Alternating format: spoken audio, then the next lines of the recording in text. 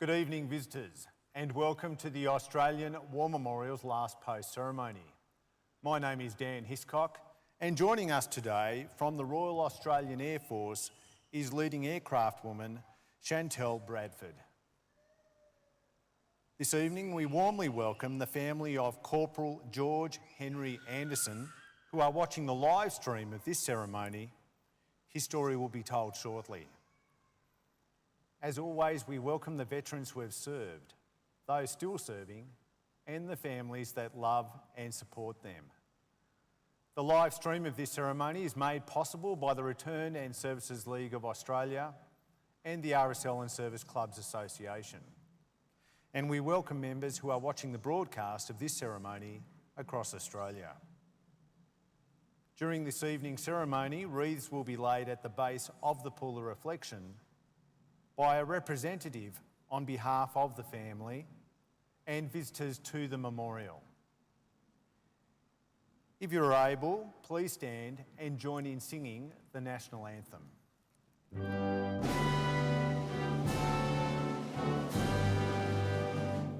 Australians, oh, let us rejoice, for we are one and free.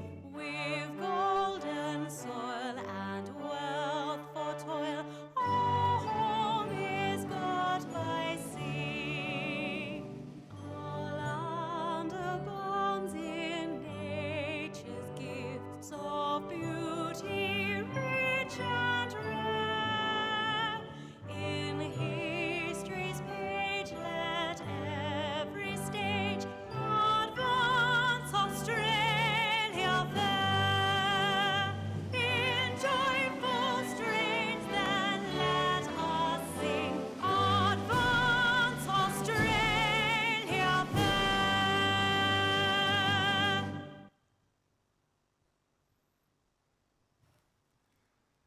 Thank you. If you wish to and you're able, please be seated. The Australian War Memorial was the vision of Charles Bean, Australia's First World War official historian. Bean landed with the Australian troops on Gallipoli and stayed with them at the front through to the end of the war. The idea of this national memorial and museum came to him at Pozières, France, in the depths of the bloody fighting of 1916. Bean's idea was that this would be a place where families and friends could mourn loved ones buried in faraway places. It would also be a place that could help all Australians understand what these men and women had endured and what they had done for us. Bean's vision, to which we remain true, is best expressed as inscribed in the entrance to the memorial's galleries. Here is their spirit in the heart of the land they loved, and here we guard the record which they themselves made. Tonight, we will read the story behind just one of those on the Roll of Honour, which lists the names of more than 103,000 men and women who have given their lives for us in war and on operations for more than a century. But first we present a lament, Flowers of the Forest. Wreaths or floral tributes will now be laid at the base of the pool of reflection.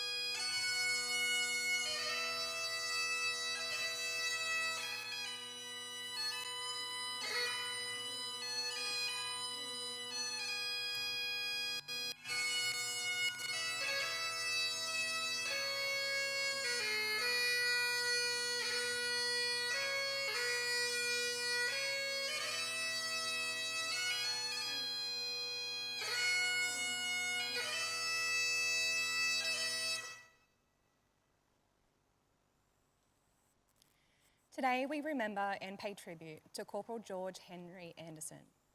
George Anderson was born on the 9th of September 1916 in Mildura, Victoria, the son of George and Christine Anderson. His younger brother Leslie was born 3 years later. Young George's mother died in 1931 when he and his brother were teenagers. George went on to work as a labourer in the Mildura district, marrying Phyllis Hill in 1941 and establishing a home at Red Cliffs. Having joined the part-time soldiers of the Citizens Military Force, also known as the militia, Anderson was mobilised for full-time service on the 19th of August 1940. Taken on strength of the 7th Infantry Battalion in October, he attended camp at Bulcombe and Seymour and was promoted to Lance Corporal in June of 1941.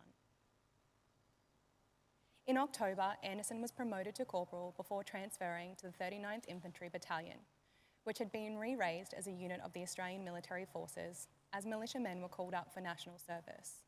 The intention was to raise the battalion to relieve the 49th Battalion, which was serving as a garrison force around Port Moresby.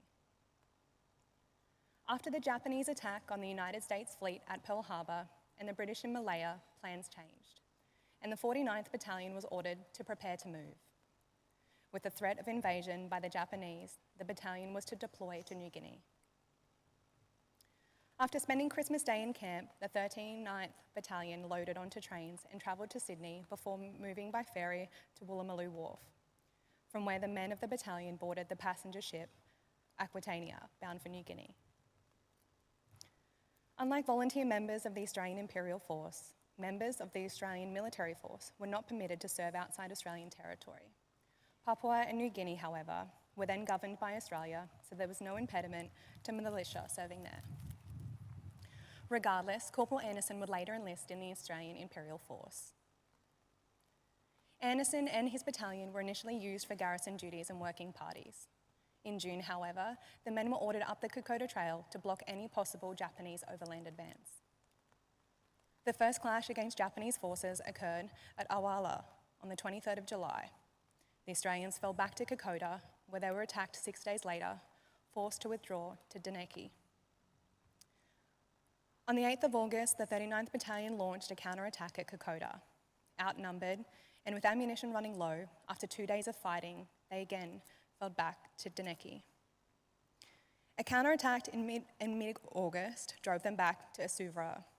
There, the 39th Battalion was joined by the 53rd Battalion and the headquarters of the 30th Brigade. Shortly afterwards, the 2nd 14th and 2nd 16th Battalions also reached the area.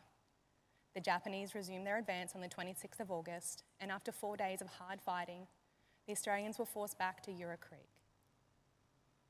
While the push and pull for control of the Kokoda Trail would eventually end in Australian victory, Corporal George Anderson would not live to celebrate, having been killed in action on the 28th of August, 1942.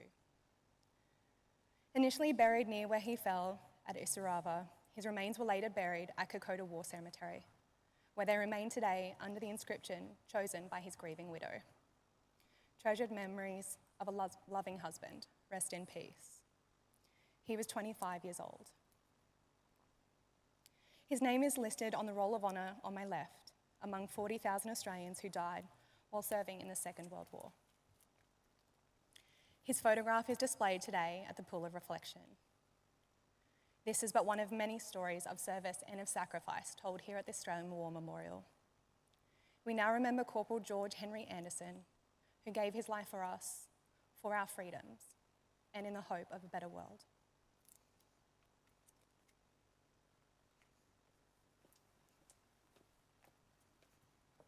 Please stand for the reading of the Ode and sounding of the last post.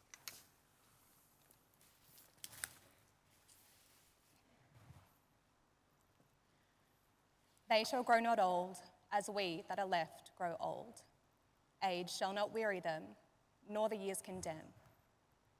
At the going down of the sun, and in the morning, we will remember them. We will remember them.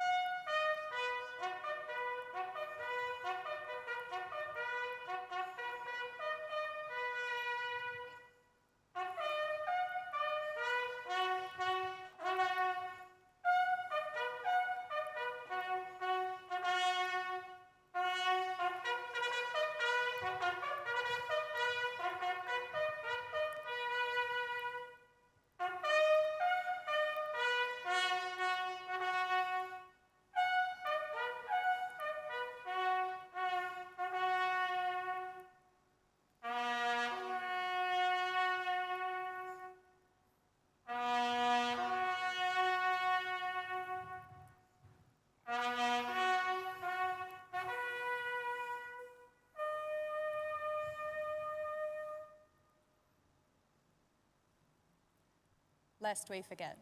Lest we forget.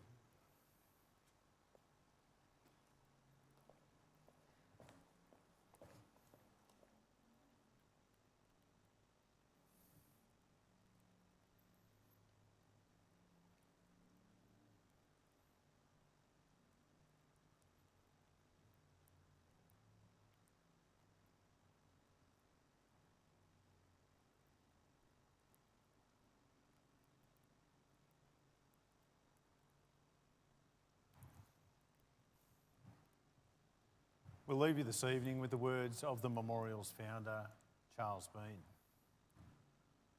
Many a man lying out there at Pozières or in the low scrub of Gallipoli with his poor, tired senses barely working through the fever of his brain has thought in his last moments, well, it's over, but in Australia, they will be proud of this. Ladies and gentlemen, girls and boys, that concludes the last post ceremony.